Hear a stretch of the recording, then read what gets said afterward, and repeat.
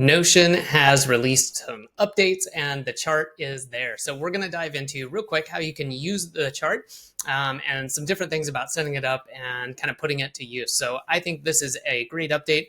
I'll include the link to their help docs, but I think it's a little more helpful sometimes to see this stuff in action and like actually putting this together and to kind of walk through it. So I wanted to share this with you real quick. I've got a page where I put together some test data. Of course, as we go through here, I'll point out some things. We could have a much bigger table. We could have things involving dates.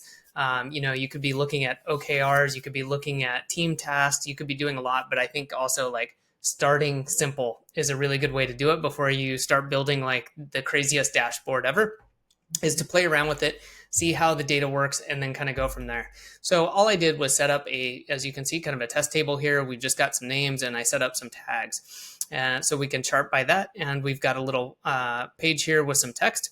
And then we are going to insert this. So if we put in, start typing in chart, we can see that there's really 4 to choose from. You have a vertical bar chart, horizontal bar chart, a line chart, and then a donut chart. Okay, kind of, I guess it's known as donut. I like to think of these as pie chart, but since the way they've created it, it looks like a donut.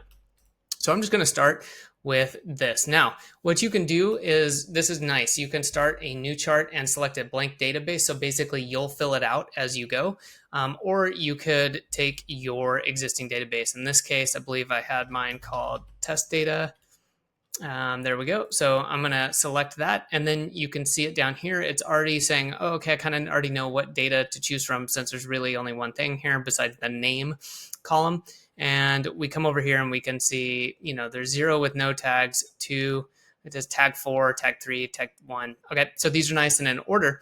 And we can go in here and start changing some things around. Already, you can come in here and change it to the horizontal, to a line chart, or to a donut. So donut or a bar chart makes the most sense for this type of data. And then we can go in here too and choose things to show. Can we show the name? You can do that if you want to. In this case, probably doesn't make much sense. We're going to go with tags. And then you can get in here and each chart has some specifics. So when you're talking about a donut or a pie chart, you could talk about slices. If we go over here now to a vertical bar chart, we can look at, again, what to show, but also what to sort by. Do we want high to low? Do we want low to high? Do we want to omit 0 values?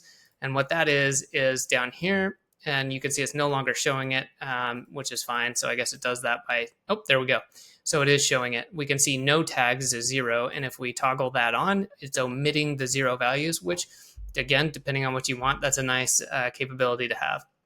On the y-axis, you can choose what to show and you can show what to group by, just like you can sort by on the x-axis, where if you have a table with maybe multiple grouping options, there might be things there that you want to choose from. Maybe one of them is, could be customer service type tickets. What's open, what's closed. You don't necessarily want it grouped by customer or by department, something like that. There's a lot of options, of course, you can go with this, and you can get into styling.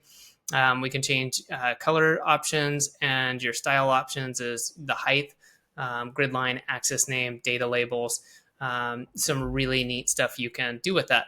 So let's come over here.